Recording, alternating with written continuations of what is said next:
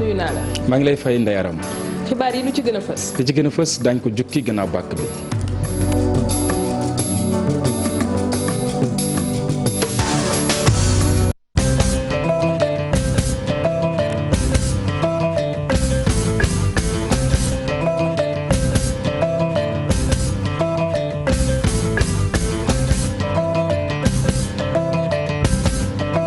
jërë ngeen jëf mbokku téléspectateur yu télévision Futur Média dal leen ak jàmm ci xibaaru marax yi li ci gën a fës te ñu nam ko jukki dina bokk ci pënd bi wuréegul ba tey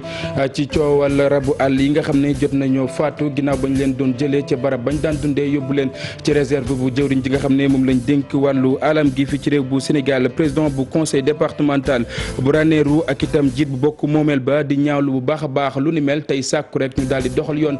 ci wàllu woowee daa ngi leen dégg ci suñuy jotaay yu xibaar yi li wax ci coowal suuf foofee nga xam ne moom moo di ca colline bu yéeni géej nag askan wa nga xam ne ñoom ñoo fay yeewoo di xam ne rek mosuñu addu benn yoon ne jiit bu bokk moomeel ba day jaay boobule site daañu wax ci mbas mi ak tolluwaayam fii ci réew bu Sénégal daañu leen demal xam le leen nag tam centre de traitement ba nga xam ne moom moo nekk ca hôpital Amadou Sakhir Ndiéguène ba nekk ca Thiès foofee nag aji tawat ja bés bu yàlla sàkk seen ak lim di gën a takku ba tax itam professeur Madoki Diop di médecin interniste bi nag di yëglu ci nguur bu Sénégal waaye itam askan wa nga xam ne ñoom ñoo yeewoo ca wowule gox ñu gën a fagu ci wile tawat itam daal di jur ab njàqare bu wér a wér ci ñi nga xam ne rek ñoom ñoo yëngu ci secteur touristique nag mu mel ni ay ñetti weer a ngi nii ngir rek ñu am lu ñu def seen ak gafa ga nag jafe-jafe la ci ñetti weer yooyu nag li ñu ñàkk ci ay koppar buñ ko xayma ëpp na 2 téeméeri milliards file niki tey ji nag ñu doon janoo ak way taskatu xibaar yi ay kàddu yu bari ñu daal di koy jibal ay itam ay xibaar yoo xamante ni rek daal dinay tukkee ca wowle kuréel mbokk yi li lépp tënk la nees kiis ma dikk ñu yaatal.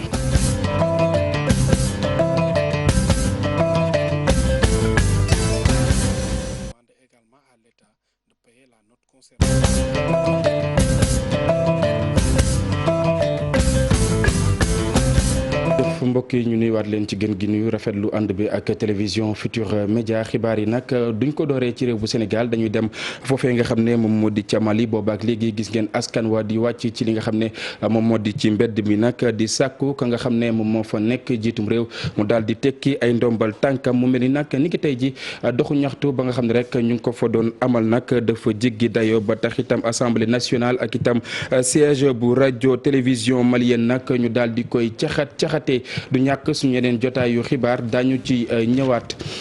ñu wax ci leneen mbokk yi xam ngeen ne fan yi ñu génn rabu àll yi nga xam ne daal nañuy faatu ginnaaw bañ leen jëlee ca barab ba nga xam ne ñu ngi fa doon dundee ngir rek daal di leen yóbbu ci réserve bu jëwriñ ji nga xam ne moom lañ dénk wàllu alam gi fi ci réew bu Sénégal moom Abdou Karim Sall tey ji nag président bu conseil départemental bu Ranérou ak itam jiit bokk moomeel ba ñoom rek ñoom ñooy ñaawlu bu baax a baax lu ni mel tey sàkku rek nguur bu Sénégal mu daal di àtte yoon ci wàllu wu ni mel seen i kàddu Ali Bandel ñaa la ñu ko dénk ñu seetaan.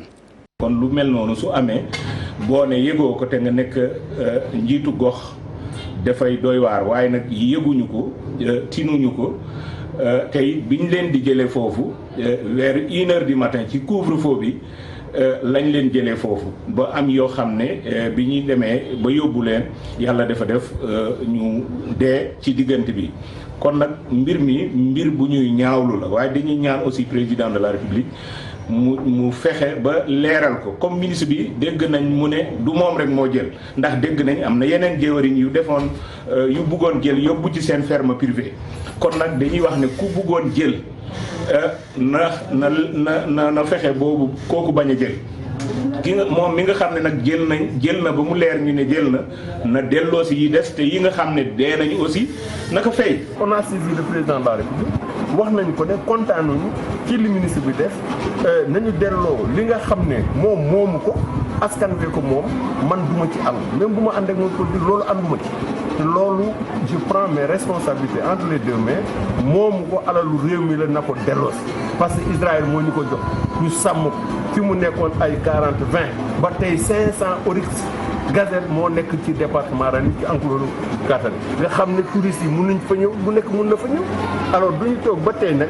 benn waay jóge fële en tant que ministre ne damay jël lii yóbbu ko man rek ak suma waa kër man aw ma ko parce que liggéey naa ci lu rëy ministre bi mu ñëwee rane ñun ñoo ko accueillir 7 heures du matin am ñu ko gunge ba kaatane délégation dellu siwaat ci biir guddi ñu seen ay oto xamuñu lan la finalement la ñu xam ne ñii dañu jël si woon Oryx yi yóbbu leen.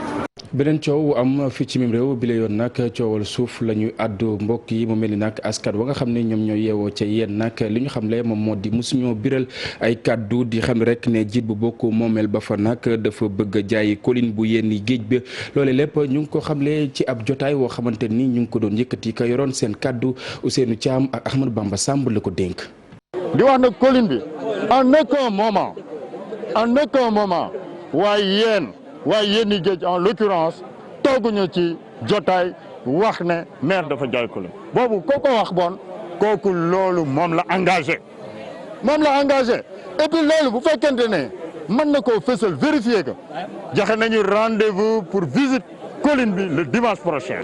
colline bi en réalité lii am mooy les abords de la commune foofu certes y avait des propriétés privées ay toolu jàmbur ñooñu mën nañoo wax ne tey ñoo jël seen i tool jaay ko ay privé ñooñu exploité ko te damay wax ne ñooñu dañoo dand tund bi parce que quand on parle de la commune c'est comme qui dirait que dañoo yëg ci kaw commune bi taxawal fa ay parcelles mais en réalité du loolu tundo yi saa yi ñu ko demee seet war ngeen ne mën a xam ne ñu wax leen ban lotissement moo am ci dund bi ak fan la ñu dagat jaay ko am na délibération mais en réalité si suuf la te je crois que ñëpp mën nañu vérifier te xam nga dañoo wax kooku rek na am na délibération mais en 2015 ba ñu dem ci colline bi mais il y avait déjà des délibérations là-bas mais nag bu ñuy wax colline bi c'est comme qui dirait que ne gars yi dañoo jël colline bi daggate ko jaay ko mais colline bi li ko wër ndomb foofu la gars yi teg seeni limite dem ci suuf mais en réalité kenn jaayul commune et képp ku ko mën a soutenir rek woowal sa mbooloo woowal les journalistes yóbbu leen ci site bi nga xam ne mën nañu wax ne dañ koo jaay. mbokk yi beneen coowal suuf woo xamante ni yéen a ngi koy bëgg a miin ci dégg-dégg di coow li nga xam ne moom moo dox ci diggante Babacar Ngom bu njiit bu groupe Sedima ak itam askan wa nga xam ne ñoom ñoo yeewoo ca Ndingler bi la yoon nag conseil municipal bu Ndiaganiao nag xamle ne mbir moomee nag du ko bàyyi mu sedd benn yoon dina dimbali askan wa nga xam ne ñoom ñoo yeewoo ca Ndingler ñu ngir rek ñu daal di jotaat la nga xam ne moom moo di seen suuf gan ñi ngi ak ñoñam yëkkati nañ ay kàddu ñu teewlu ko. conseil municipal bu Ndiaganiao mi ngi jóg ànd ak population Ndingler ngir xeex ak ñoom pour seen intérêt maanaam seen àq ak yelleef ci mbir mii waaye xeex boobu ñu def ko jaarale ko ci yoon. conseil municipal la nga xam ne moom da koy ñaan te doon ñaan sax mais dafa ne loolu lu war a am la te dañ ci war a taxaw tembe mooy nañu fexe ba mandargaal fa nga xam ne mooy commune Sindia ak Ndiaganiao fa ñu daje ca bañ ci noppee sax nañu mandargaal ñun suñu frontière ak yeneen commune beneen bi conseil municipal mi ngi ñaan nguur gi mu jël mbir mi ci loxoom te fexe ba saafara ko ba nga xam ne mbirum Sedima ak Ndingler kenn dootu ko waxate li ñu sàkku tam mooy Babacar Ngom ci yërmandeem ngir yàlla mu tool yi nga xam ne moo nekk ci waa Ndingler doon ko béy te mu nekk ci suufam mu delloo leen. njiitum réew bu Sénégal moom képp dong moom mën a àtte Babacar Ngom ak ñi nga xam ne ñoom ñoo di askan wa nga xam ne ñoom ñoo yeewoo ca Ndingler du samay kàddu ki nga xam ne moom moo biral lu ni mel nag di professeur Abdoulaye Dieye di ancien membre bu commission nationale bu réforme foncière ay kàddu laaj ak tontu doxoon ci digganteem ak moom ak Mohamed Samb ñu teesaan. la nguur gi dox tànku jàmm ci coow li nga xamante ni si moo am ci wàllu suuf si diggante Ndingler ak ki nga xamante ni si moo di jiite Sedima waaye laaj bi samp moo di nguur gi ndax dina mun a matal lépp. xam nga mënoon nañu rek nañu bàyyi loi ñu appliquer que mën nañu bàyyi juge mu def mais xam nga l'État bi également moom mooy garant de la sécurité publique ak de la tranquillité publique yooyu yëpp quoi. xam nga jox lu suuf boo xam ni gendarmerie ñëw taxaw pour nga mën si def looy def. loolu du wéy xam nga te justement loolu mooy malheureusement peut-être ce qui explique et justifie le fait que état bi dugg si pour seet nu mu jàmm di ñëwee quoi. expropriation suuf si nag ngir ñu mën ko amal faaw rek mu ànd ak li nga xamante ni si moo di ndàmpaay ci ñi nga xamante ni ñoo sekk coow li loolee moo di xalaatu ki nga xamante ni bokkoon na ci commission nationale bi yore wàllum réforme foncière bi fii ci Sénégal. seet ni ñu waxtaanee jéem a génn si mbir boobu encore une fois nga xam ne kenn du ni perte na véritablement. même investisseurs privés yi duñ suñu bëggee suuf bëgg nañ sécurité juridique.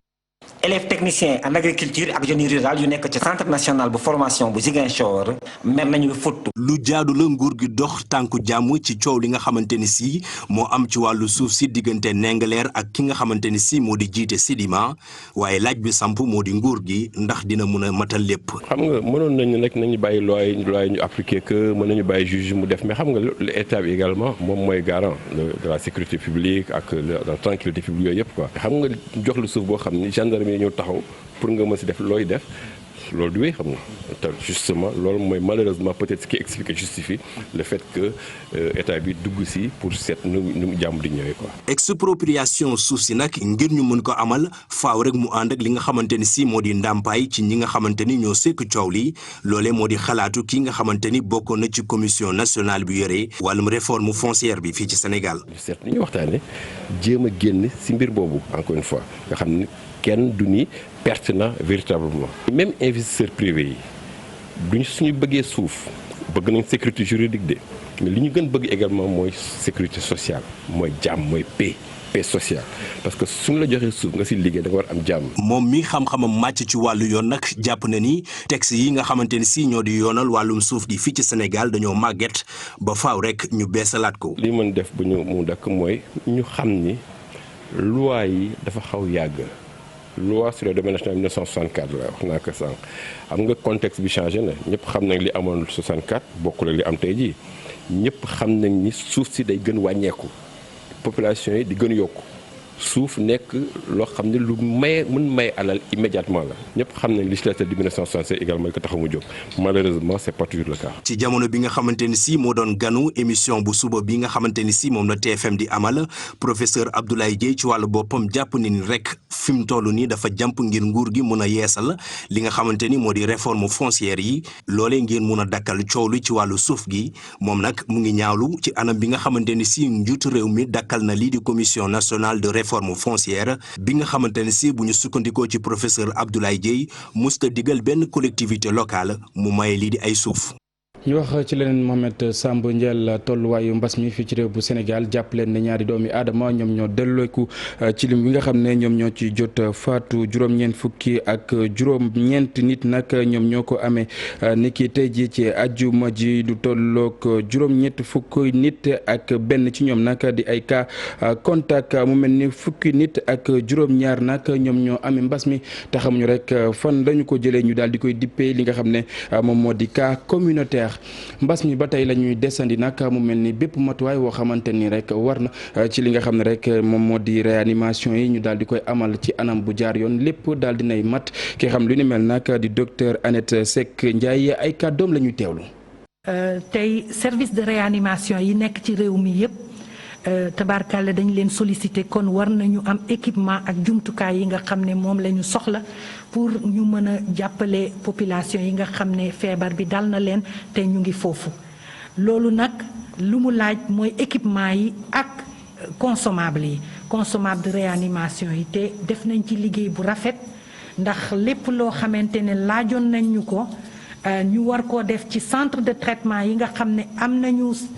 service de réanimation def nañ ko ci seen loxo te tabarfakal état des lieux bi ñu def wane na ne centre de traitement yooyu yëpp ak seen service de réanimation yaa ngi fonctionner correctement. xam ngeen ne mbas mi bu mu teree nag am na si ay yenn si ay centre de traitement yoo xamante ni daal nañ koy def ci kër docteur yi bokk na ci centre de traitement ba nga xam ne rek moom moo nekk ca hôpital Amadou Sakhir Ndiéguène ba nekk ca diwaan bu Thiès foofee nag li mu doomi aadama yi nga xam ne ñoom ñoo fay ñëw di faju saa su nekk day gën a bëri ba tax itam ki nga xam ne moom moo di professeur Madoki Diop di médecin interniste bi nag di artu di sàkku rek ci askan wi nga xam ne ñoom ñoo nekk ca woowule gox ñu gën a fàggu ci wile jàngoro ñu teelu reportage bu Cheikh Anta Diop ak say latir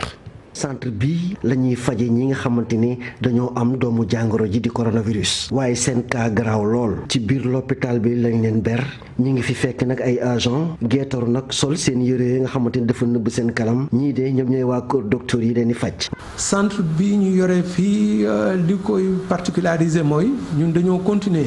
di faj malade yi nga xam ne amuñu Covid ba pare di gën a toppatoo tamit nag malade yi am Covid nga xam ni feebar bu graaw la te gaaw a wàlle bi mu tàmbalee ak léegi def na ñaari weer ak fukki fan bu ñu xaymaa malade yi fi dugg yëpp yi ñu fi entré yëpp man na téeméer ak fukk ak ñett daf si am kenn ku ci wàññeeku ak ñi nga xam ne wéragum nañ fi yëpp ñu ngi nekk juróom-ñaar fukk ak ñeent taux de guérison boo xam ni presque dina jege 70%. waaw loolu nag njàmbaarte ñiy faj fi yëpp la. bu fekkee sax am na ñoo xamante ne wér nañu bay ñibbi seeni kër waaye nag li leen ëlëm jamono yi moom mooy dañoo gis ne jàngoro ji dafa gën di yéeg fii ci diwaanu Thiès. parce que feebar bi wax dëgg yàlla jógee gu fi loolu moo tax ñuy ñaaxaat askan bi pour ñu gën a góorgóorlu si mesure barrière yi parce que suñu sañoon di faj feebar bi di wàññeeku mais fi ñu toll nii ñun ñu ngi sonn ba pare cas yi di gën a grave parce que fu mu toll nii fees na ni centre bi. docteur Françoise Ndiaye. moom it gis ne centre bii de neem nag ñu ngi faj ay nit ñuy wér waaye am nañu ay jafe-jafe. fokk ñu am lu ñuy fonctionner parce que waxoon nañu fi ay caisse d'avance ak yooyu mais ba tey altuwul Covid bi dañ ne donc comme du fay dara nous sommes obligés yenn saa ñu jënd ay garab pour malade yooyu donc loolu yëpp ci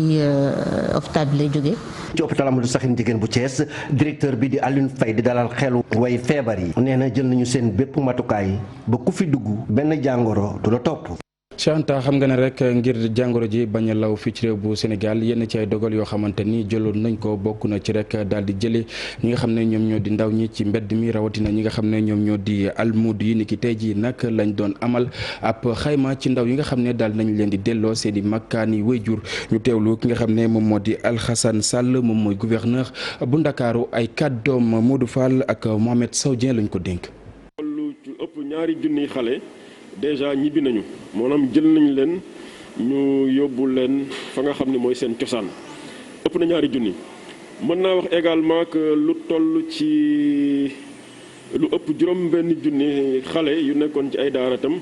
ñooñu fexe nañu ba ñu toog ca kër ya maanaam bañ a génn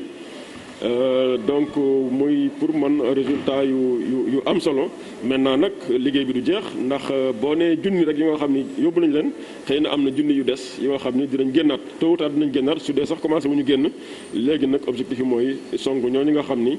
fexe woon nañu ba suturé wu ci action état bi pour que bi yoon ñooñu bañ a rëcc ndax liggéey bi mooy bañ a bàyyi xale yi di taxawaalu ci mbedd bi même bu dee Covid amul loolu dafa jaaduwul donc incha allah dinañu liggéey à atteindre cet objectif en relation ak ministère bi nga xam ne moom moo yor liggéey bi ak yeneen ministères yi nga xam ne également war nañ ci dugal seen loxo. mbas mi bi mu gën a see réew bu Sénégal bëri na ay njeexital yoo xamante ni rek daal na koy def rawatina secteur touristique bi lee nag ñetti weer a ngi li ñu ñàkk si ay koppar buñ ko xayma ëpp na li nga xam ne rek moom moo di 200 milliards ci suñu ay koppar ba tax itam kuréel yi nga xam ne ñoom ñoo yëngu ci wàllu woowee nag di yëglu te itam di xam ne rek am na ci yenn ci ay digg yoo xamante ni nguur bu Sénégal defoon na ko ci seen diggante ak ñoom ba tey nii nag France daal di xëddeem ab ndaje woo xamante ni ñu ngi ko doon amal Pafara ñi ngi ak Amadou Ba ñoo ngi fa woon. xayma bi nekk lu rëy lool ci ñetti weer rek secteur touristique daan nay perte nag chiffre bu doy waar lu tolloog 240 milliards ci sunuy koppal xayma bi nu mel nag fédération des organisations patronales de l'industrie du tourisme ñoom ñoo ko def ñu ngi gën a tiit nag ci li nga xam ne waa Europe nee nañ dañuy tëj espace Schengen bi. quasiment. daanaka chiffres yi nga xam ne moom la ñu joxe méngoo na bu baax a baax ak li nga xam ne moom mooy réalité bi kon nag faaw ñu daal di defaraat càmbaraat bu baax a baax xool li nu mel ndax pandémie bi jamono bi jugewu fi te perte nañ koppar yu bëree bëri. plus longtemps. ouverture espace aérien bi ak fermeture bi nga xam ne.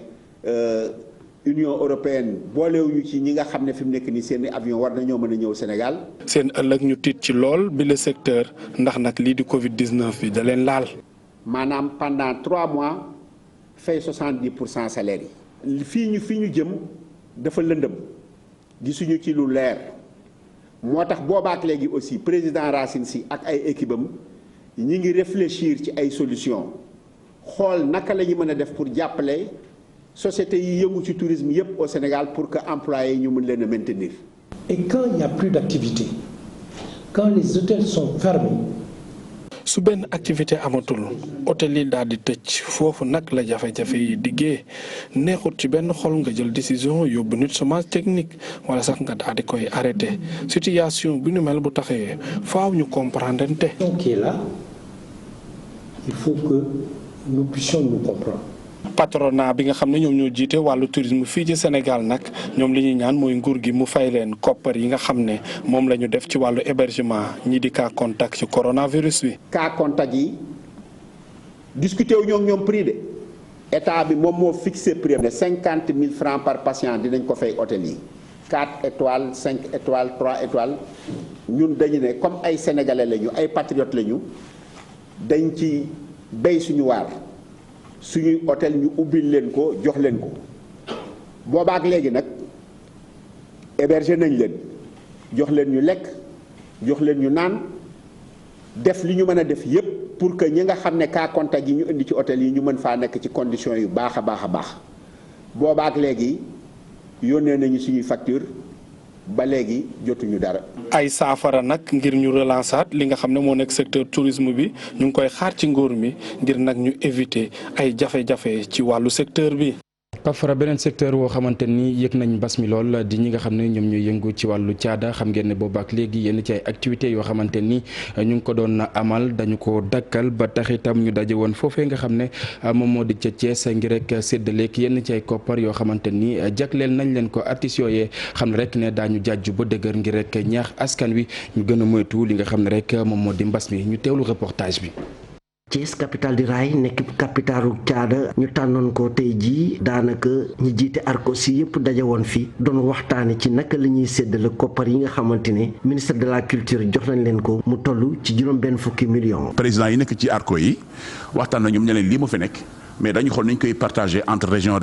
parce que région bu nekk da nga am ay département ñu xool naka lañ koy liggéeyee ba ci loolu ñu nekk di waxtaan nii ba trouver nañu terrain d'entente. li ci taw a tey xel mooy ñun bi ñu laaj sunu membres yi li ñu joxe liste dañu ne liste yi kat wax dëgg yàlla baax na dañ ko publier ñeneen ñi itam bi ñu leen laajee seen liste dañ ko war a publier ñun publier nañu tur sant téléphone ñeneen ñu war a def noonu mais et trouble lañ joxe non mënuñu ko rafetlu parce que c'est en fait problème bi c'est au niveau de la direction des arts dañu wax dëgg. daanaka ay waxtu def nañu ko doon waxtaan xool mbir mi nuñ koy tëralee ñaar fukki président ak juróom-ñaar jóge woon ci région yi ak ci département yi mujj nañoo déggoo ki nga xamante ne moom moo teewal nag ARCOS bu Thiès moom gis ne lii de jox nañ leen ko waaye dinañ def seen kéemtalaay kàttan ba mu àgg ci artistes yëpp. ci suba ba léegi ñu ngi waxtaan nañ nag ba tombé d'accord ci ay points yu bari ñun ci kanam ARCOS Thiès nañ daje suñu biir ak Tivaouane ak Mbour pour xool liñ ñu ci cërale. nan lañ koy séddoo suñu biir pour ku ci nekk boo demee nga mën a jox say nit li nga xam ne moom la ci war a am. waaw ci Thiès defe naa juróomi téeméer ak juróom-ñaar. moom mooy région bi yëpp. ñoom artistes yi nag nee nañ daañu amal ay campagne wër réewum Sénégal ngir gën a ñaax askan wi ci jàngoro ji di coronavirus. Chanta Diop say latiir cant ak ngërëm ñeel na leen mbokk yéen itam naka noonu ñu jaar fa daal di buur yële jotaayu xibaar rédaction bi di leen jox dig daje léegi yeneen jotaayu xibaar.